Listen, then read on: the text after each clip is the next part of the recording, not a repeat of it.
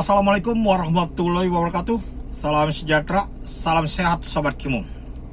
Kembali lagi di Ki and Talk Channel Kimung Bot. Alhamdulillah Sobat Kimung, beberapa hari yang lalu kasus Ferdy Sambo sudah masuk ke meja hijau dan persidangannya sedang berlanjut sampai hari ini. Dan yang bersyukurnya lagi, persidangan tersebut dapat disaksikan oleh masyarakat umum melalui beberapa stasiun televisi swasta yang melakukan siaran langsung. Sobat Kimung, beberapa hari yang lalu Om Kimung sempat menonton di siaran langsung tersebut di salah satu televisi swasta yang dimana terdakwanya adalah Brigadir E. Sobat Kimung, terkuak dalam persidangan tersebut yang Om Kimung dengar pada saat itu adalah katanya Putri Chandrawati itu dilecehkan atau Brigadir Joshua telah melakukan pelecehan seksual kepada Putri Chandrawati. Dan Putri Chandrawati melaporkannya kepada pasangannya, kepada suaminya yang tercinta, Ferdy Sambo.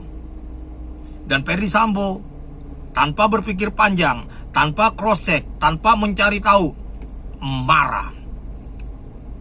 Ferdy Sambo terpancing emosi karena Ferdy Sambo merasa dilecehkan oleh seorang bawahannya, yang dimana Ferdy Sambo adalah seorang perwira tinggi, irjen di kepolisian. Merasa hancur harga dirinya, kesombongannya naik, amarahnya naik, dan akhirnya Ferdy Sambo mencoba melakukan eksekusi, meminta kepada bawahan yang lain untuk menghabisi Brigadir Joshua.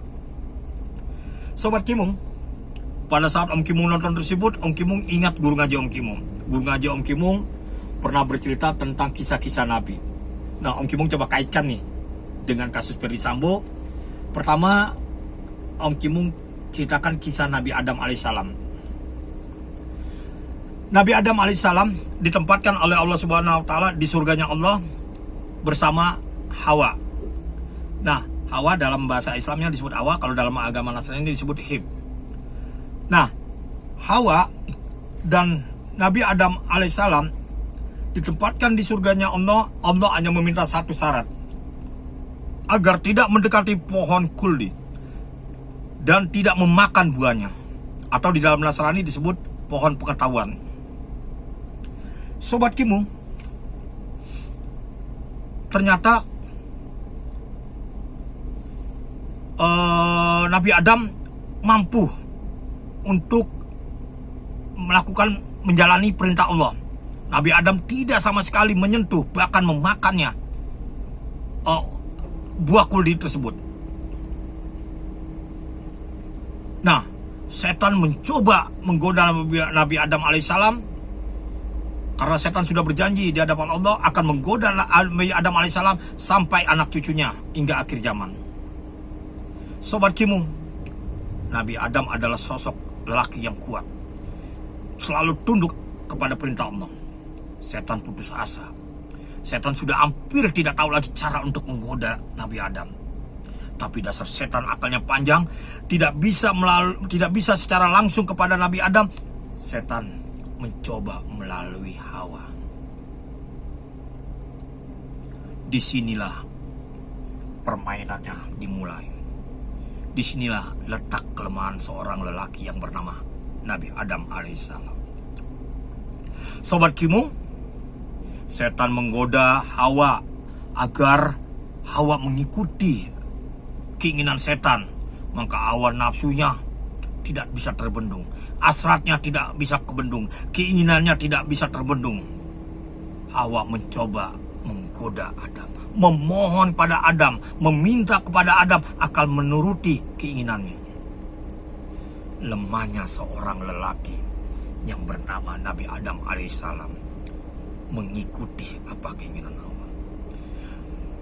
Disentuhlah pohon tersebut, diambillah buah kuldinya, dimakanlah bersama dengan Hawa. Allah mengetahuinya. Allah marah, Allah murka. Maka Nabi Adam alaihissalam berserta Hawa diturunkan ke permukaan bumi. Sobat Kimung, ini Om Kimung tarik peristiwanya ke Ferdy Sambo. Ferdy Sambo lemah. Sambo tidak memainkan akalnya seperti dengan Nabi Adam. Sambo menelan mentah-mentah apa yang diceritakan dari Putri Candrawati. Sambo tidak mencari tahu, meng-cross check, menenangkan diri, apakah ini benar. Sambo hanya kepancing karena merasa sudah tinggi, sombong, marah. Padahal Sambo itu adalah orang yang pintar. Kepintarannya luluh hanya karena perkataan seorang wanita yang kebenarannya sendiri belum diketahui. Apakah benar Brigadir Joshua melakukan pelecehan seksual terhadap Putri, ataukah ini hanya cerita Putri saja untuk mengelabui perbuatan-perbuatan yang salah? Sobat Kimung, Om Kimung lanjut ke cerita yang kedua, ke cerita Nabi Yusuf alaihissalam. Sobat Kimung, Nabi Yusuf alaihissalam adalah putra kesayangan dari Nabi Yakub. Nabi Yusuf alaihissalam beserta adiknya Benyamin juga menjadi putra kesayangan daripada Nabi Yakub alaihissalam. Sobat Kimung, beberapa saudara Nabi Yusuf alaihissalam tidak suka dengan Nabi Yusuf karena Nabi Yusuf dianggap terlalu disayang oleh ayandanya. Maka berbagai cara bagaimana saudara-saudara yang lain untuk menyingkirkan Nabi Yusuf alaihissalam agar tidak berada di rumah tersebut. Mereka semua minta izin kepada ayandanya Nabi Yakub alaihissalam untuk berburu. Benyamin tidak bisa diikutkan karena masih kecil. Dalam perjalanan pergi berburu, Nabi Yusuf alaihissalam ditinggalkan seorang diri, dimasukkan ke dalam sumur, dan atas kehendak Allah, atas izin Allah, Nabi Yusuf alaihissalam dipertemukan kepada Giftir, seorang menteri dari kerajaan Mesir yang berpasangan dengan Zulekha. Singkat cerita, Yusuf dibawa ke rumahnya sampai Yusuf menginjak dewasa. Di dalam kedewasaan, Yusuf terlihat tampan. Seorang yang tampan, seorang yang gagah. Sobat Kimung, dalam kesehari-hariannya, Nabi Yusuf alaihissalam bersama Zulekha di rumah tersebut merapikan rumah secara rutinitas, dan mereka secara tidak sengaja sering bertemu. Zulekha lebih sering bertemu dengan Yusuf dibanding suaminya. Nabi Yusuf alaihissalam begitu ganteng, begitu gagah, begitu tampan. Lagi-lagi wanita lemah. Tidak bisa mengendalikan nafsunya, tidak bisa mengendalikan hasratnya, tidak bisa mengendalikan keinginannya. Zulekha mengatur strategi. Di suatu kesempatan, di dalam suasana yang sunyi, di dalam suasana yang mereka berdua yang di ruangan yang adanya mereka berdua, Zulekha memakai pakaian yang begitu menggoda, memakai wewangian parfum yang begitu menggoda, dan menginginkan, mengajak Nabi Yusuf alaihissalam untuk melakukan perbuatan yang tidak pantas, perbuatan yang dilarang oleh Allah Subhanahu wa Ta'ala. Nabi Yusuf tidak mau. Dengan berbagai cara Nabi Yusuf mengelak, Nabi Yusuf berusaha berontak, dan Nabi Yusuf mencoba melarikan diri. Di sanalah Zulekha menarik baju Nabi Yusuf hingga baju Nabi Yusuf sobek di belakangnya. Dan bertepatan dengan itu, Giftir, suami dari Zulekha, datang, dan Giftir mengetahuinya. Zulekha panik, Zulekha buru-buru mengatur strategi. Zulekha memfitnah Nabi Yusuf alaihissalam. Dikatakannya bahwa Nabi Yusuf alaihissalam mencoba memperkosa Zulekha. Sobat Kimung, ini keberlianan dari Giftir. Giftir tenang, Giftir meminta kepada Nabi Yusuf dan Zulekha untuk tidak menyebarluaskan berita ini.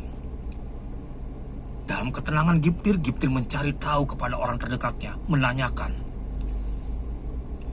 Dan orang terdekatnya menyampaikan berita. Coba kamu cek, kalau bajunya Nabi Yusuf alaihissalam sobek di depan, maka perilaku ini jelas Nabi Yusuf alaihissalam lah yang ingin melakukan perbuatan yang tidak baik kepada Zulekha. Tapi jika baju ini sobek di belakang, maka sudah dipastikan Juleha lah yang melakukan perbuatan tidak senonoh, ingin menyampaikan hasrat, ingin menyampaikan nafsunya. Sobat Kimung, terlepas dari berita ini, tanda kutip Om Kimung kaitkan ke kasus Ferdy Sambo. Ajudannya Ferdy Sambo yang dipakai untuk ibunya, untuk istrinya Putri, yang bernama almarhum Brigadir Joshua, adalah ajudan kesayangan dari ibu Putri Candrawati. Mungkin seperti kasus Yusuf, Putri Candrawati lebih banyak bersama almarhum Brigadir Joshua dibandingkan dengan suami tercintanya Ferdy Sambo. Sobat Kimung, ini Om Kimung mau coba klik-klikin ya. Apakah mungkin hal ini sama seperti yang dilakukan Juleha? Mungkin ini asumsi aja ya. Mungkin Putri tergoda, Putri coba memancing, Putri coba meminta di suatu kesempatan, dan ternyata ditolak oleh almarhum Brigadir Joshua, sehingga Putri sakit hati, Putri kecewa, dan Putri memainkan skenario-nya di Magelang. Putri mengatakan kepada suaminya bahwa dia dilakukan pelecehan seksual, padahal Putri menutupi rasa kecewanya, menutupi rasa malunya. Walau alam, biar persidangan yang menentukan. Yang pasti, cerita ini Om Kimung kaitkan untuk pembanding saja. Kebenarannya nanti di persidangan. Om Kimung berharap persidangannya dapat selesai dengan cepat dan dapat memutuskan keadilan yang seadil-adilnya.